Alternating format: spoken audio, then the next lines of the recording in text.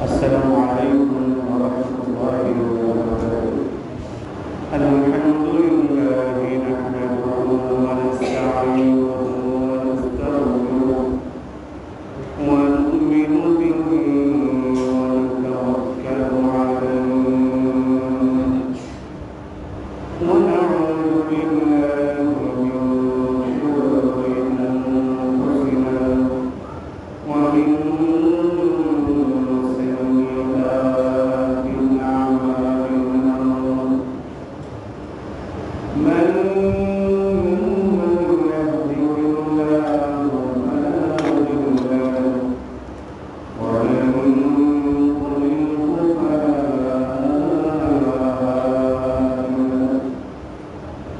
ونشهد أن لا إله إلا الله وحده لا شريك له ونشهد أن محمدا عبده ورسوله أرسله بالحق بشيرا ونذيرا وداعيا إلى الله بإذنه وسراجا وقمرا منيرا.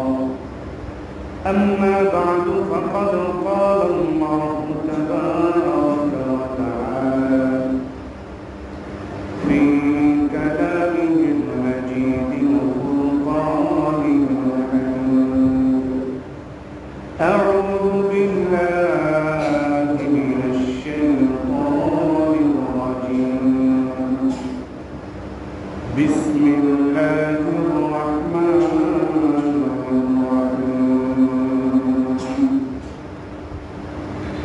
لن ينال الله لحومها ولا دماؤها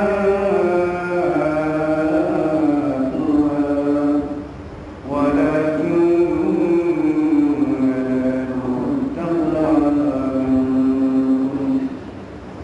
قال رسول الله صلى الله عليه وسلم: من وجد سعة ولم يضحك فلا يقربن مصلانا إن الله وملائكته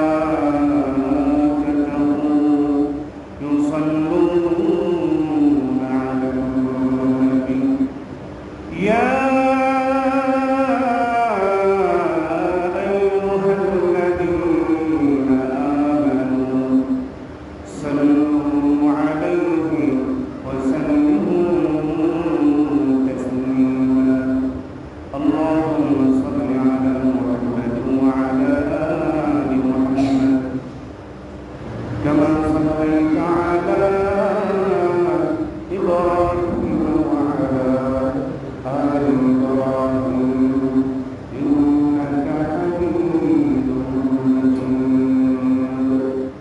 اللهم بارك على محمد وعلى آل محمد كما باركت على إبراهيم وعلى آل إبراهيم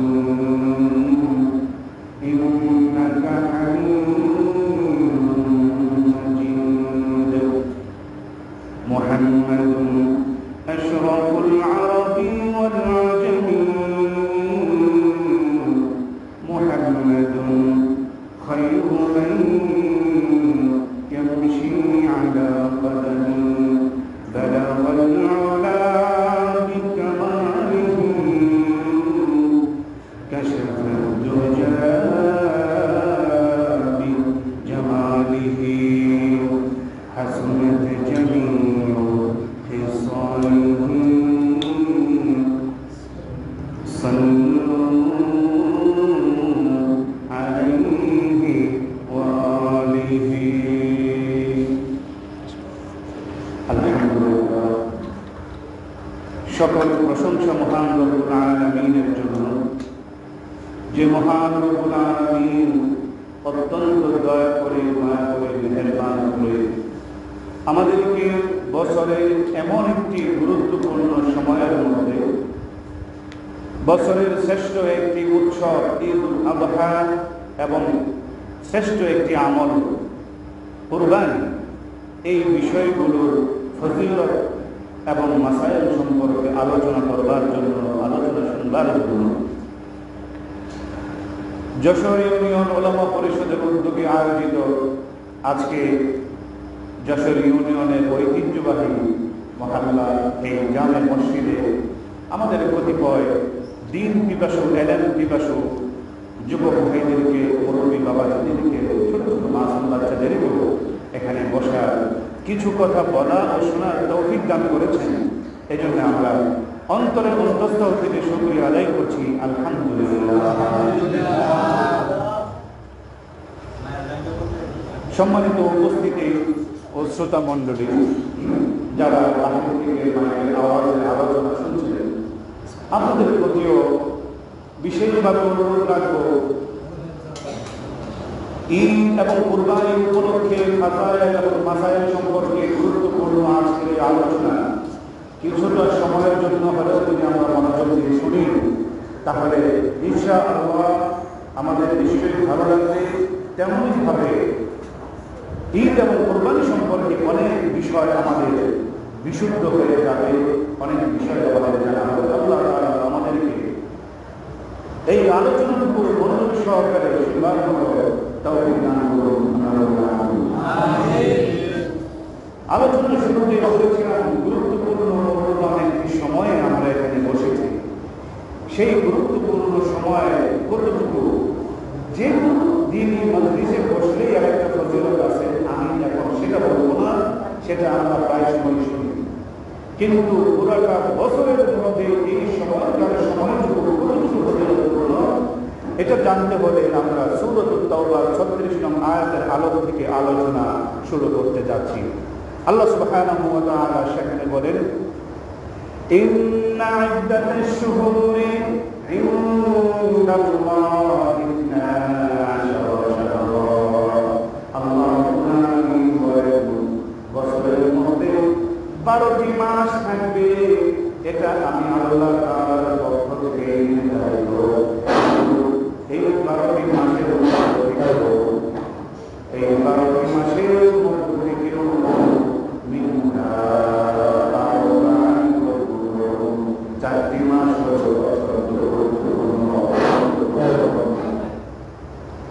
বারোটি মাস আল্লাহ তাআলার পক্ষ থেকে নির্ধারিত। ঠিক কিনা বলেন?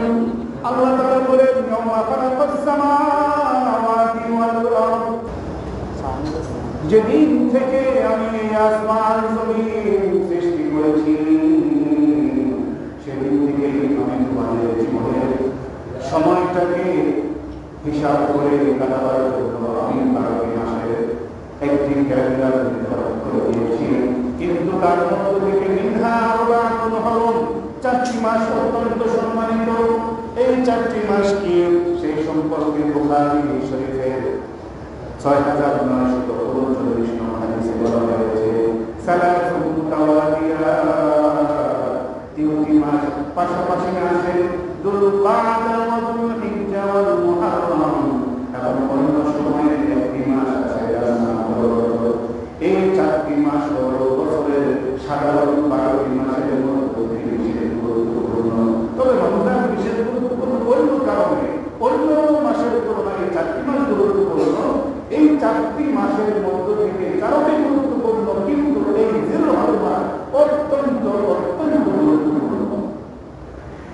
অন্যান্য 4টি মাসের মধ্যে জিলহজ্জা মাস কেন বেশি গুরুত্বপূর্ণ? এর কারণ হলো, অন্যান্য মাসে সাধারণত নামাজ থাকে, রোজা হয়তো বা নফল রোজা থাকতেও পারে, কিন্তু জিলহজ্জা মাসের মধ্যে নামাজ পড়া চাই। এমনকি এমন একটি নফল রোজা আছে, যে নফল রোজার নাম হলো আরাফা রোজা।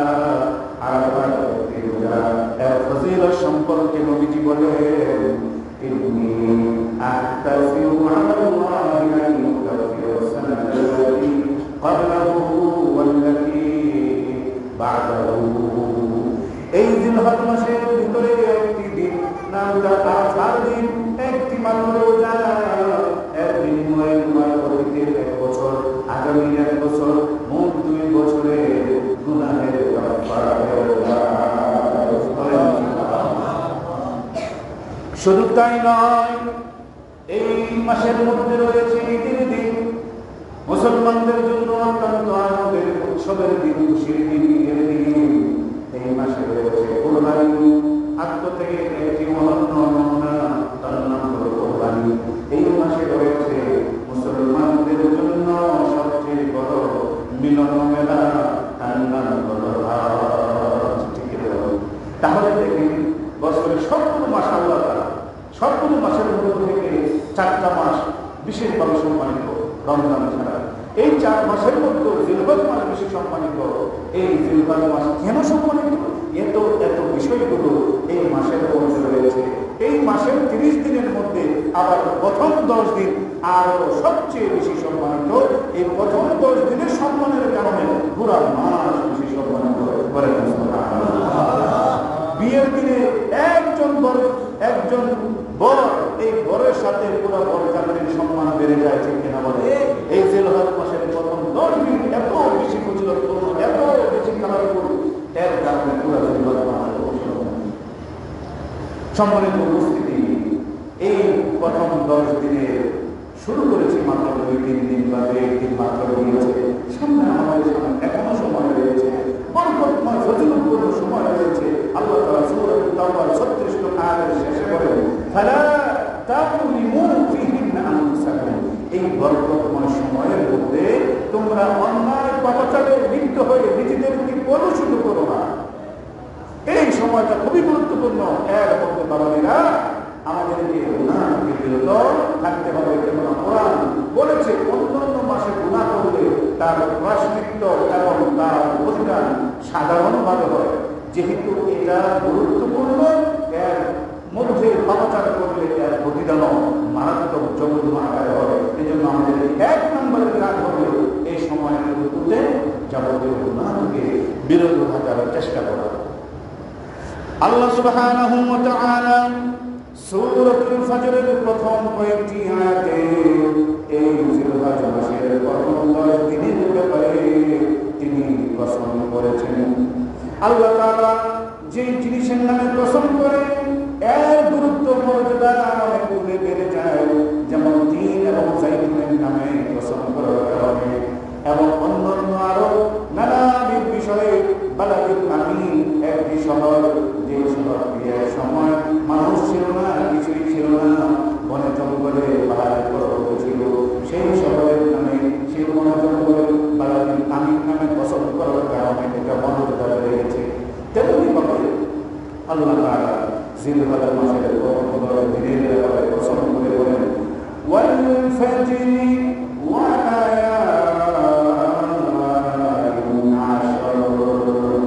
আমি 10টি সকালের কসম করছি, 10টি রাতের কসম করে বলছি। আল্লাহ তাআলা 10টি সকালের কসম করেছেন, 10টি রাতের কসম করেছেন। 10টি সকাল কি, 10টি রাত কি, এই সম্পর্কে জগৎ বিখ্যাত একজন মুফাসসির ইবনে কাসীর, তাকে যখন জিজ্ঞেস করা হলো এটা কি, তখন তিনি বলেছেন, আল মুরাদু বিহা আশরু যিল হিজ্জা। এই যে 10টি সকালের কথা বলেছে, 10টি সকাল হলো জিলহজ মাসের প্রথম 10 দিন। তাহলে বলতে পারেন ওয়ালা ইয়ামিন আশার, 10টি রাতের কথাও বলেছেন, সেই 10টি রাত কি? এই সম্পর্কে শাইখুল ইসলাম ইবনে তাইমিয়া রাহমাতুল্লাহ আলাইহি জিজ্ঞেস করা হয়েছিল ওইটা কি? তিনি বলেন সেটা হলো রমজানের শেষের 10 রজনী। তাহলে সমাধানটা কি হলো? সমাধানটা হলো রমজানের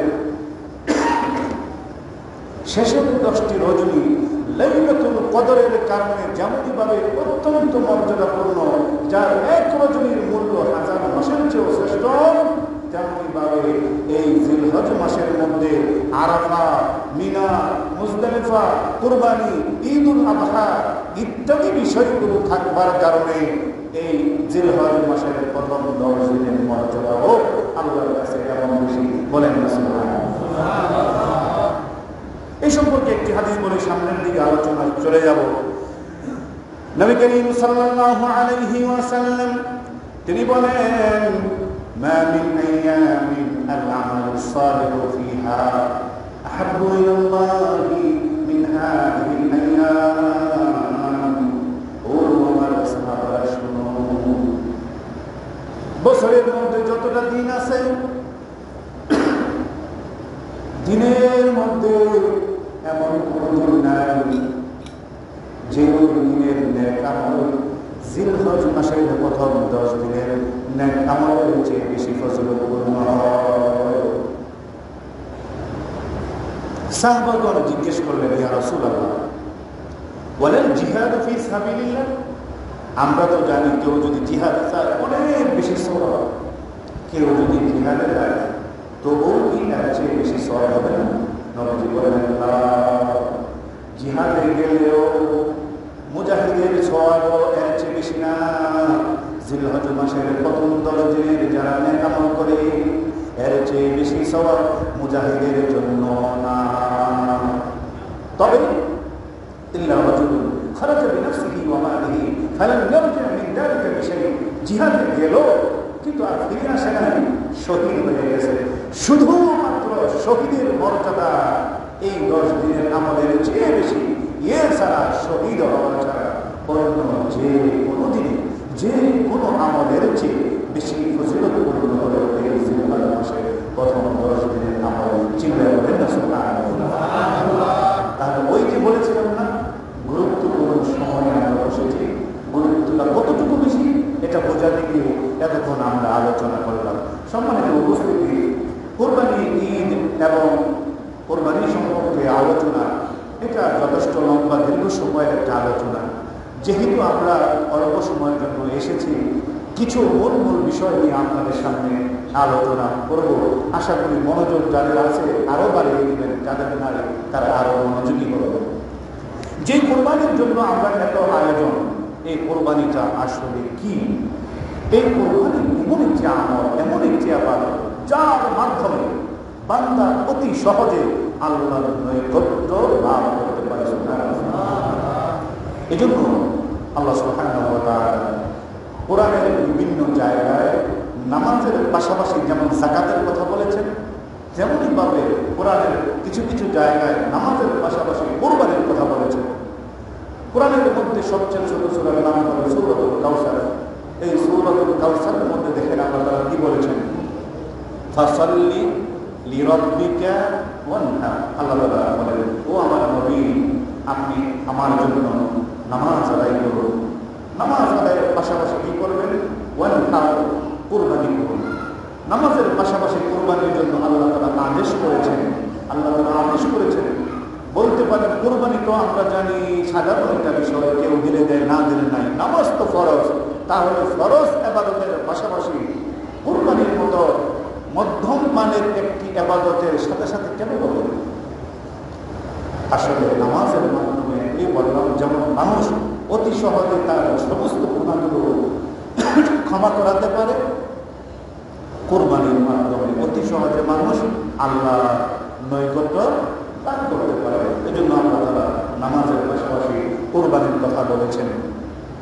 আর নবীজি খুশি হয়ে বলেছেন, আল্লাহ আপনি আমাকে কুরবানি করতে বলেছেন, নামাজ পড়তে বলেছেন, আমি সাক্ষী দিলাম, ইন্না সালাতি ওয়া নুসুকি ওয়া মাহইয়ায়া ওয়া মামাতি লিল্লাহি রাব্বিল আলামিন। আমার সালাত, আমার নামাজ, আমার কুরবানি, এগুলো কি আমার বেঁচে থাকা, আমার মরে যাওয়া, এই সব কিছু আমি আল্লাহ তোমার জন্য শুকর। এর বিধান কি? আমাদের জানি যে এটা ওয়াজিব একটা গুরুত্বপূর্ণ বিষয়, তাই না? আমাদের মধ্যে কেউ কি এটা ওয়াজিব এটা মনে করেন না এমন কেউ আছেন নাকি? আমরা সবাই এটাকে ওয়াজিব গুরুত্বপূর্ণ করি, কিন্তু আমাদের সমাজে কতিপয় মানুষেরা, বিশেষ করে শাফি মাযহাবের কতিপয় লোকেরা এবং আহলে হাদিস নামে কতিপয় নব্য আবিষ্কৃত কতিপয় ব্যক্তিরা, তারা কুরবানিকে সাধারণভাবে মানুষের মধ্যে প্রচার করে এটা গুরুত্বপূর্ণ না, এটা সুন্নত একটা বিষয়, দিলেও সই না দিলেও সই। এরকম করে এর গুরুত্বটাকে কমানোর চেষ্টা করে এরকমের কতিপয় মানুষ কিন্তু আছে। তারা এটা বোঝানোর সময় একটা হাদিস আপনাদের সামনে আলোচনা আনতে পারে। সে হাদিসটা হলো এমন যে বলা হয়েছিল, একবার নবীজিকে জিজ্ঞেস করা হয়েছে কুরবানি এটা কি? তখন নবীজি বলেছিলেন সুন্নাতু আবিকুম ইব্রাহিম, এটা হলো তোমাদের ইব্রাহিম আলাইহিস সালামের সুন্নাহ। এই সুন্নাহ শব্দের অর্থ সব জায়গায় সুন্নাহ না, কোনো কোনো জায়গায় সুন্নাহ শব্দের অর্থ হলো পদ্ধতি, বিধান। কিন্তু সুন্নাহ শব্দটি ব্যবহার করার কারণে এখান থেকে চালাকি করে কতিপয় মানুষেরা বোঝানোর চেষ্টা করে এটা সুন্নাহ, দিলেও সই না দিলেও সই, যেহেতু এখানে সুন্নাহ কথাটা শব্দ দিয়ে হাদিসে এসেছে। কিন্তু এই সুন্নাহ দ্বারা সুন্নাহ না, এর দ্বারা উদ্দেশ্য হল ইব্রাহিম নবীর পদ্ধতি, জীবন বিধানের একটা পদ্ধতি হল কোরবানি, এটা হলো সেটা। আর যদি সাধারণ সুন্নাহই হতো তাহলে নবীজি তার জীবনের প্রতিটি বছরে তিনি কোরবানি করেছেন, একাধিক কোরবানি করেছেন। এমন কোনো বছর নাই যে বছরে তিনি কোরবানি করেন না। এমনকি একটি হাদিসের মধ্যে এটাও বলা হয়েছে যার জন্য কোরবানি করার সামর্থ্য আছে কিন্তু সে কোরবানি যদি না করে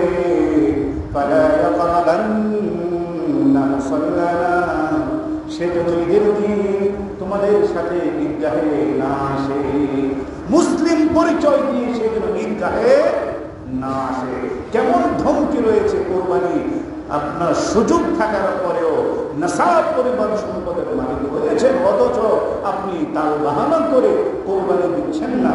তাহলে সে যেন ঈদের দিন মুসলিম পরিচয়ে মুসলমানদের কাতারের সাথে এসে সে না মিশে। এটা হল নবীজির কঠিনভাবে একটা ধমকি। আর সূরাতুল কাউসারে আল্লাহ তাআলা নামাজের পাশাপাশি ফাসল্লি, নামাজ পড়ো, ওয়ানহার, কুরবানি করো, এইভাবে আদেশ করেছেন। এরপরেও কি এটাকে সাধারণ সুন্নাহ বলে না করলেও চলে, এমনটা বলার কি কোনো সুযোগ আছে বলেন? সুতরাং বিষয়টাতে খুবই সচেতন থাকতে হবে।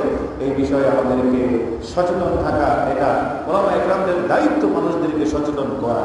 এই কারণেই ওলামা একরাম জায়গায় জায়গায় বিভিন্ন মানুষদের ধারাবাহিক দিয়ে তারা আলোচনা করছে। সম্মানিত উপস্থিতি, কোরবানি তো আমরা সকলেই দিই। কথা বলছিলাম, এইটা সুন্নাহ না, হানাফি মাযহাবের আলোকে এটা হলো ওয়াজিব। এর দলিল হলো এই একটা হাদিস, এই একটা কোরআনের আয়াত। আর পরবর্তী কথা হলো, কোরবানি আমাদের অনেকেই দেয়, কিন্তু সকলের কোরবানি সঠিক হয় না, বিশুদ্ধ হয় না, সকলের কোরবানি কবুল হয় না। নামাজ যেমনই ভাবে অনেকেই পড়ে, সকলের নামাজ কবুল হয় না। তেমনই ভাবে অনেক নামাজি এমন আছে যে নামাজীদের ব্যাপারে বলা হয়েছে কম কুসালা, এরা নামাজ পড়ে অথচ মুনাফিক। কেন? নামাজে দাঁড়ানোর উপরে খুশু খুজু নাই, নামাজে দাঁড়ানোর উপরে অলসতা তাদের মধ্যে ভর করে। এই ধরনের নামাজিরা নামাজ পড়ে মসজিদ থেকে বের হওয়ার সময় তারা যারা নাকি পূর্ণ সওয়াব পেল, 10-এ 10 পায়, কেউ 9 পায়, কেউ 5 পায়, 3 পায়, 2 পায়, 1 পায়, কেউ 0 পায়। কারো মুখের মধ্যে নামাজটাকে একটা পটলি গাঁথুনি মতো করে মুখের মধ্যে নিক্ষেপ করে তাদের ধমকি দিয়ে বের করে দেওয়া হয়, যা বের হ, আমার ঘরে এসেছিলি তামসা করতে আইসস। হ্যাঁ, তো এরকম ভাবে নামাজ পড়েও যেমন অনেকের নামাজ কবুল হয় না, তেমনই ভাবে কোরবানি দিলে এই সবার কোরবানি কবুল হয়ে যাবে তাও কিন্তু না। এই জন্য আমাদেরকে কোরবানি কবুল হওয়ার জন্য কি কি পদক্ষেপ নেওয়া যায়, না কবুল হয় না কি কি কারণে, এই বিষয়গুলো আমাদের জানা দরকার। আছে একটু জিকির করেন, লা ইলাহা ইল্লাল্লাহ, লা ইলাহা ইল্লাল্লাহ, লা ইলাহা ইল্লাল্লাহ। ঠিক, তাহলে বলছিলাম কুরবানি দেওয়ার পরেও তারপরে কুরবানি কবুল হয় না। কোরআন থেকে একটি প্রমাণ দেব। আপনারা জানেন কুরবানির বিধান সেই হাবিল কাবিল থেকে শুরু হয়েছে। আমি ইতিহাস একটুও বলবো না, শুধু এতটুকু বলবো, উভয় ভাই কোরবানি করেছিলেন, কিন্তু কোরবানি কি হাবিল কাবিল উভয়ের কোরবানি কি কবুল হয়েছিল? একজনেরটা কবুল হয়েছিল, আরেকজনেরটা কবুল হয়নি। আল্লাহ তাআলা সূরাতুল মাঈদার মধ্যে সেই কথাটা তিনি বলেছেন, দুই ভাই কোরবানি করে বলেছিল একজনেরটা কবুল হলো, ওয়ালাম ইউতাকাব্বাল মিনাল আখার, আরেকজনেরটা কিন্তু কবুল হয় নাই। আল্লাহ তাআলা ঘোষণা দিয়ে জানিয়ে দিয়েছেন একজনেরটা কবুল হয়েছে। এক বাবার ওরসের, এক মায়ের পেটে 2 সন্তান। হ্যাঁ, আমরা তো শরীকে তরিকে কত বাড়ির কত মানুষ একসাথে হয়ে, এক মায়ের 2 সন্তান তারা কোরবানি দিয়েছে, সেখানের মধ্যে একজনেরটা কবুল হয়েছে, আরেকজনেরটা হয় নাই। এখন তো আর সেই নবীর জামানা নাই। আল্লাহ তাআলা সরাসরি কিতাবের মাধ্যমে, ওহীর মাধ্যমে আমাদের জানায় দিবেন না যে ওই তোমারটা কোরবানি কবুল হয়েছে, তোমারটা হয় নাই, এমন তো জানার সুযোগ নাই। এই জন্য যেহেতু জানার সুযোগ নাই, তাহলে কি আশা দিয়ে আমরা কোরবানি দিব, এটা আমরা এই আয়াতের পরের অংশ থেকে আমরা জেনে নিব। যে কথাটা হাবিল বড় ভাই বলেছিল, যার কোরবানি কবুল হয়েছিল, তখন ছোট ভাই তাকে বলেছিল, এই তুমি যে কোরবানি কবুল হয়েছে, তোমার এই কোরবানি কবুল হওয়ার কারণে যে তুমি আমার বোন আকলিমাকে বিয়ে করার সুযোগ পাচ্ছ, আমি এটা মানি না। কেন? তোমার জন্য আমার বাবাই দোয়া করছে, এই জন্য মনে হয় তোমার কোরবানি কবুল হয়েছে। তখন ওই হাবিল একটা কথা বলেছিল, ওই কথাটা আমাদের জন্য শিক্ষার বিষয়, যেটা আল্লাহ তাআলা শিক্ষার জন্য কোরআনে জানিয়ে দিয়েছিলেন। হাবিল বলেছিল, দেখো, এক বাবারই তো 2 সন্তান, বাবার কাছে 2 সন্তানই সমান, কোরবানি আমরা 2 জনেই দিয়েছি, একজনেরটা কবুল হয়েছে আল্লাহ তাআলা জানিয়েছে, আরেকজনেরটা হয়নি। এই জন্য আমার বাবা আমার জন্য দোয়া করেছে, এই জন্য আমার কোরবানি কবুল হয়েছে। বিষয়টা তা নয়, বাবার দোয়ার কারণে কোরবানি কবুল হয় না, বরং ইন্নামা ইয়াতাকাব্বালুল্লাহু মিনাল মুত্তাকিন, যার ভিতরে তাকওয়া আছে, ওই মুত্তাকিন কুরবানিটাই কবুল হয়। বলেন সুবহানাল্লাহ। সেই পৃথিবীর সর্বপ্রথম কোরবানি দাতার শিক্ষা আমার কাছে এই অংশটুকু কি যে ভালো লাগে, জানেন? শিক্ষা দিয়েছে না, বাবাই দোয়া করলেই কোরবানি কবুল হয় তা না, বরং কোরবানি কবুল হবে তারটা যার ভিতরে কি রয়েছে, তাকওয়া রয়েছে। এজন্য আল্লাহ সুবহানাহু ওয়া তাআলা পবিত্র কোরআন কারীমে সূরাতুল হজ্জের এক আয়াতে তিনি বলেন, লা ইয়ানালাল্লাহা লুহুমুহা ওয়ালা দিমাউহা ওয়ালাকিন ইয়ানালুহুত তাকওয়া মিনকুম। আল্লাহ রাব্বুল আলামিন তার কাছে তোমাদের কোরবানির পশুটার কতটুকু বড়, এর গোশতের পরিমাণ কতটুকু হলো, এবং তার কালার কেমন, দেখতে কেমন, দামি কতটুকু বেশি, এই কোনটাই আল্লাহ তাআলার কাছে গ্রহণযোগ্য নয়।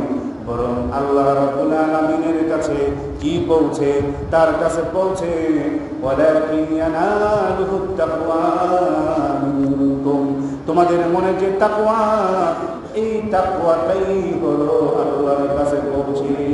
কেমন আন্তরিকতা, কেমন ভালোবাসা নিয়ে তুমি কোরবানিটা দিয়েছ, এই জিনিসটাই শুধু কেবল আল্লাহ তাআলা দেখতে চান। যার প্রমাণ আমরা সূরাতুস সাফফাতের মধ্যে আল্লাহ সুবহানাহু ওয়া তাআলা ওই যে ইব্রাহিম আলাইহিস সালাতু ওয়াস সালাম এবং তার সন্তানের কোরবানির যে প্রেক্ষাপট আমরা সেটা সবাই জানি, কিন্তু আমি ইতিহাস কোনোটাই আলোচনা না করে শিক্ষার মূল বিষয়টুকু আপনাদের সামনে সামনে তুলে দিচ্ছি। ওই বলছিলাম, হাবিল বলেছিল যার ভিতরে তাকওয়া তারটাই কবুল করেন। সূরাতুল হজ্জের আয়াতের আলোকে আমরা জানলাম আল্লাহ তাআলার কাছে গোশত যায় না, রক্ত যায় না, মাংস যায় না, কালার যায় না, টাকা পয়সা যায় না, চায় তোমার মনের ভালোবাসা কতটুকু, সেটাই তো কেবল আল্লাহ তাআলা দেখতে চায়। এজন্য কোরবানির বাজেট বড় না করে অন্তরকে বিশুদ্ধ করা, এটাই হলো সময়ের দাবি, ঠিক কিনা বলেন? সম্মানিত উপস্থিতি, ইব্রাহিম আলাইহিস সালাতু বলেছিলেন তুমি প্রিয় জিনিস কুরবানি দাও। বারবার তিনি কুরবানি দিয়েছেন, কিন্তু হয় না। শেষ পর্যন্ত সবচেয়ে প্রিয় যে বস্তুটা, সেটা কিন্তু তিনি কুরবানি দিয়েছেন। আর সেই কুরবানিটা কি ছিল? সেই কুরবানিটা ছিল তার প্রিয় সবচেয়ে আদরের সন্তান। সেই আদরের সন্তানকে তিনি কুরবানি দিয়েছিলেন। এই জায়গা থেকে আল্লাহ তাআলা কি শেষ পর্যন্ত ইসমাঈল আলাইহিস সালামের কুরবানি কি করাই ফেলেছিলেন?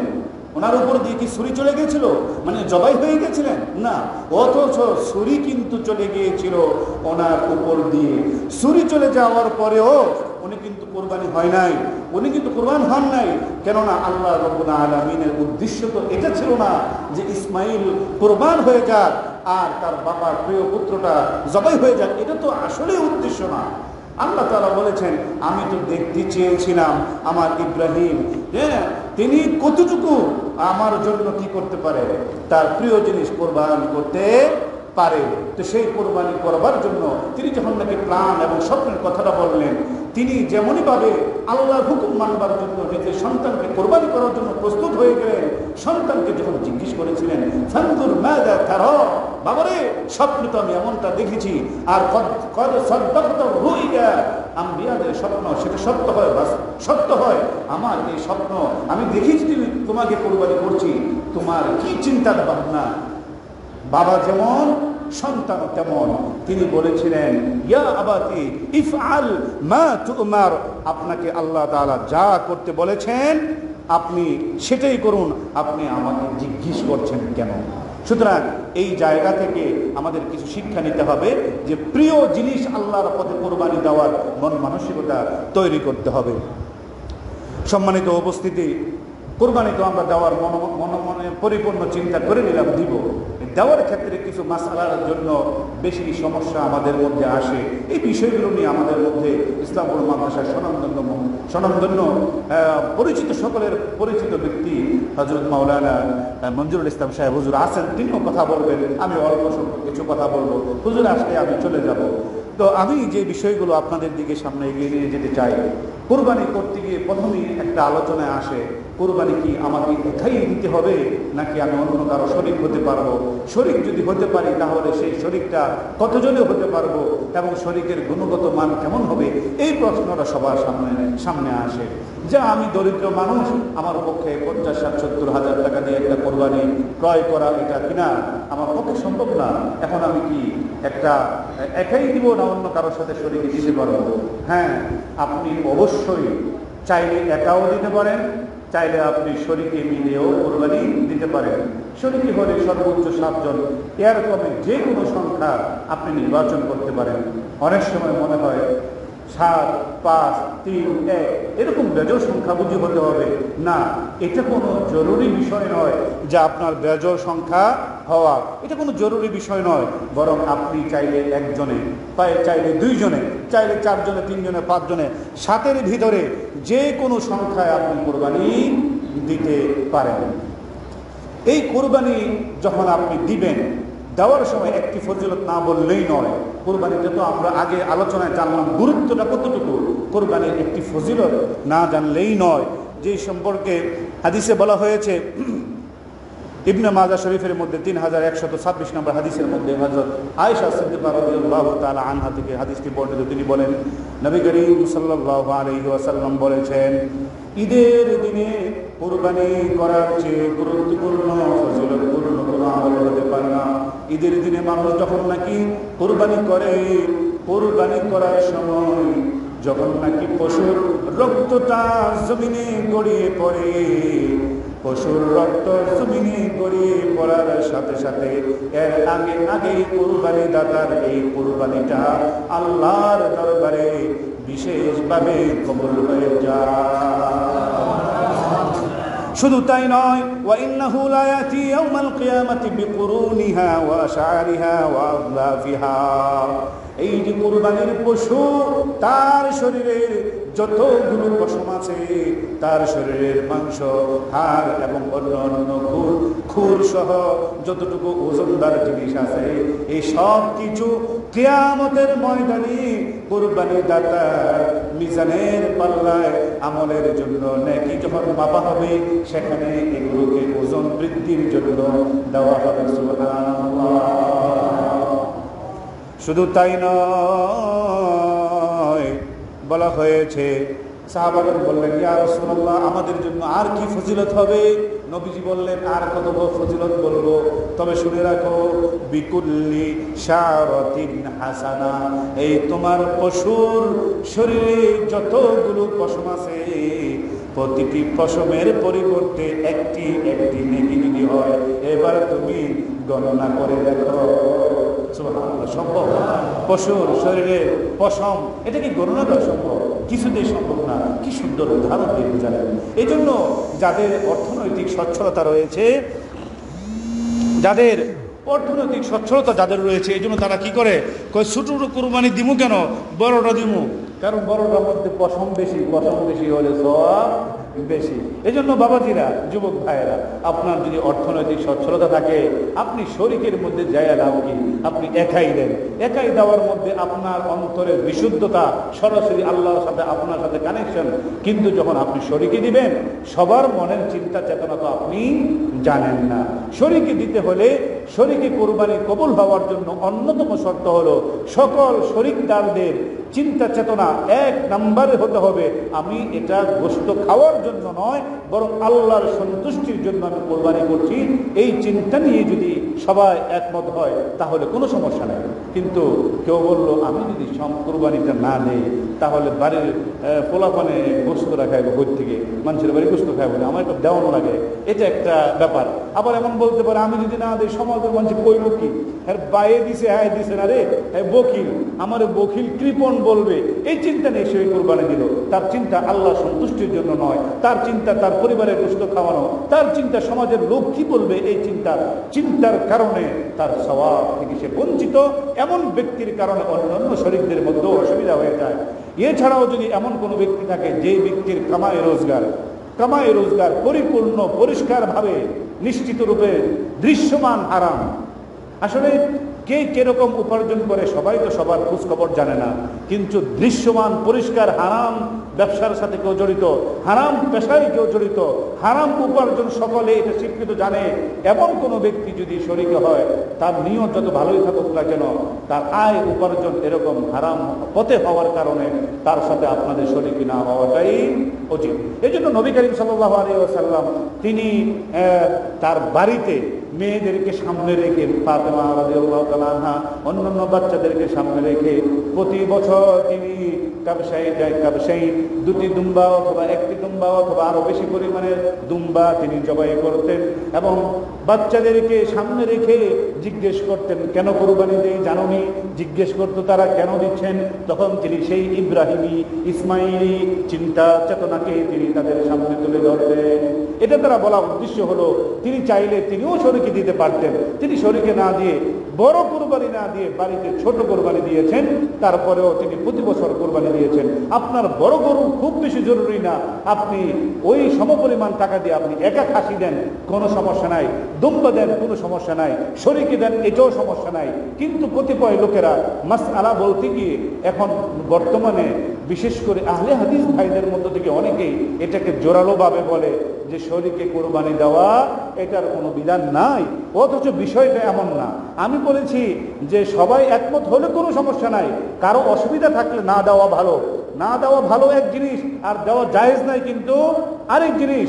আমাদের দাবি এটা জায়েজ যদি সবাই এক রকমের হয়। জায়েজ যে তার প্রমাণ কি? তার প্রমাণ হলো মিশকাতুল মাসাবিহ নামক কিতাবের মধ্যে রয়েছে 1476 নম্বর হাদিস। সেখানে বলা হয়েছে যে হযরত জাবের রাদিয়াল্লাহু তাআলা আনহু তিনি বলেন, দুঃখিত তিরমিজি শরীফের 828 নম্বর হাদিস এটা, তিনি বলেন যে ইশতারাকনা ইয়াউমাল হুদাইবিয়াতি ফিল বাকারাতি ওয়াল বাদানাতি ফাআজাযা আন-নবী সাল্লাল্লাহু আলাইহি ওয়াসাল্লাম আন সাবআতিন ওয়াল বাদানাতি আন সাবআতিন, যে হুদাইবিয়ার বছরে কুরবানির সময়ে আমরা কতিপয় সাহাবীরা মিলে আমরা কুরবানি শরীকে দিতে চাইলাম। নবীজিকে জিজ্ঞেস করলাম এই ব্যাপারে কি অনুমোদন আছে কিনা। তিনি বলেছেন তোমরা গরুতে, ওটে, এই ধরনের যে বড় বড় জানোয়ারগুলো রয়েছে, পশু রয়েছে, এগুলোতে তোমরা সর্বোচ্চ 7 জনে মিলে কোরবানি দিতে পারবেন, শুধু কোরবানি দিতে পারবে। সুতরাং নবীজির আদেশ এবং অনুমোদন এই সব কিছুই হাদিস, এই হাদিসের আলোকে কোরবানি শরীকে দেওয়া জায়েজ, কোনো সমস্যা নাই। এখন সামনের আরেকটি বিষয় হলো শরীকে কোরবানি দিতে গিয়ে যে সমস্যাটা জবাই করার সময় হয়, যে সবাই তো আর একবারের পরিবারের না, এবং যিনি জবাই করেন তিনিও সবাইকে চিনে না, তখন একটি তালিকার মধ্যে নাম লেখা হয়। নাম লিখে বলা হয় হুজুর এই 7 জনে মিলে আমরা কোরবানি দিতে যাচ্ছি। কোরবানির সময় মেহরবানি করে কার ফুটকে এই নাম সহ, বাবার নাম সহ সব শরীকদের নামগুলো বললেন, যাতে করে আল্লাহ তাআলা আমাদের কোরবানির নামটা যেন, কোরবানি দাতার নামটা যেন জানে। এটা কিন্তু আমাদের সমাজে চাপ দিয়ে অনেক সময় বলতে বলা হয়, করতে বলা হয়, কিন্তু এটা আসলেই অনুচিত এবং এটা ঠিক না। অনুচিত কেন? অনুচিত এই জন্য, যেই পশুটাকে আপনি হাত পা বেঁধে জবাইয়ের জন্য ছুরি সামনে নিয়ে এতগুলো পাহলওয়ান বীর বাহাদুরের মতো মানুষ তাকে জবাইয়ের আগ মুহূর্তে দাঁড়িয়ে রয়েছেন, ওই সময় পশুর শরীরে হাত দিয়ে দেখেন সে কেমন করে কাঁপছে। কুরবানির পশু জবাইয়ের আগে কেমন ছটফট করে, কেমন কাঁপাকাঁপি করে। ওই কাঁপাকাঁপির সময় আপনি বসে কুরবানি দাতার নাম, বাপের নাম, এদের তালিকা পড়ছেন। এটা তো মারাত্মক একটা অপরাধ করছেন, জুলুম করছেন এই পশুর উপরে। আপনি এইটা না বললেও আল্লাহ তাআলা যেদিন কুরবানির পশু কেনা হয়েছে, নিয়ত করা হয়েছে, সেদিন থেকে আল্লাহ তাআলা তো এর নামে হিসাব নিকাশ শুরু করে দিয়েছেন। সুতরাং এখন নতুন করে এর নাম পড়তে হবে কেন? নাম পড়ার মধ্যে তো কিছু নাই। আচ্ছা, নামাজ যখন আপনারা শুরু করেন, ইমাম সাহেব কি কোনো সময় বলেছে আমার পিছনে ডান দিকের কাতারে প্রথমে রয়েছে আবুল, তারপরে কাবুল, তারপরে সলিম, তারপরে অমুক, তারপরে অমুক, সবার পক্ষ থেকে আল্লাহু আকবার, এরকম করে কি কখনো ইমাম সাহেব সবার পক্ষ থেকে নাম বলে বলে নিয়ত করেছে? কারো নিয়ত তো করে নাই। যারা নামাজে এসেছে, যার নিয়ত ভালো তার নামাজ কবুল হয়েছে, নিয়ত ভালো না সে তার নামাজ সে বিক্ষিপ্ত হয়ে মসজিদ থেকে বের হয়ে গেছে, হিসাব আল্লাহর কাছে। ইমাম সাহেব তো তাদের নাম বলে বলে সবার পক্ষ থেকে ইমামতি করে না, তাহলে পশু জবাইয়ের সময় তাকে পশুকে শোয়ায় রেখে এই নির্বিচারে তার উপরে জুলুম কেন? ঠিক কিনা বলেন? এই জন্য এই বিষয়টা তো আমাদের সচেতন হওয়া দরকার। সম্মানিত উপস্থিতি, কুরবানির সম্পর্কে অনেক মাসাইল আছে, একদিনে আলোচনা যেমন সম্ভব নয়, তেমনি ভাবে আপনারা আপনাদের প্রয়োজন অনুপাতে ওলামায়ে কেরামদের কাছ থেকে, বিশেষ করে যারা সমাজের মধ্যে বিজ্ঞ এবং জানাশোনা বিজ্ঞ আলেম, এমন আলেমদের কাছ থেকে মাসালা জেনে নেওয়ার চেষ্টা করবেন। মোবাইলে টিপলেই অনেক কিছু বের হয়, কিন্তু মোবাইলে যে ব্যক্তির মাসালাটা শুনছেন ওই ব্যক্তির নির্ভরযোগ্যতা কতটুকু, এটা কিন্তু আপনি মাপতে পারছেন না। যার ফলে ওই যে বলছে সুন্নাত আবিকুম ইব্রাহিম, এই আয়াতের, এই হাদিসের মাধ্যমে আপনাকে বুঝাই দিল কুরবানি করা সুন্নাহ, আপনি সেটাই মেনে নিলেন। এই জন্য ওইভাবে নয়, আলেমদের কাছ থেকে জেনে নেবেন। ওলামায়ে কেরাম আপনাদের পাশে সর্বক্ষণ রয়েছে ইনশাআল্লাহ। কুরবানি সম্পর্কে আরো গুরুত্বপূর্ণ মাসাইল সম্পর্কে চমৎকার আলোচনা করবেন আমাদের ইসলামপুর মাদ্রাসার মোহতারাম আলেমে দ্বীন, আমাদের পুরা নরসিংদীর জন্য একজন গৌরবের বিষয়। আমাদের এলাকার মানুষ হযরত মাওলানা মনজুরুল ইসলাম সাহেব হুজুর হাফিজাহুল্লাহ, হুজুর তার পরবর্তী আলোচনা করবেন, পরিচালক সাহেব বলবেন। এতক্ষণ পর্যন্ত আমি টুকাফাটা যাই বললাম, এর মধ্যে যতটুকু ভালো বলতে পেরেছি আল্লাহ তাআলা কবুল করুন, যতটুকু আমার ইচ্ছায় অনিচ্ছায় ভুল ত্রুটি হয়েছে আল্লাহ তাআলা ক্ষমা করুন। জানি না আপনাদের কাছে কেমন লেগেছে। আল্লাহ তাআলা এই আলোচনার উপর আমাকে সহ আপনাদের সবাইকে আমল করার তৌফিক দান করুন। আমিন। আসসালামু আলাইকুম ওয়া রাহমাতুল্লাহি ওয়া বারাকাতুহু।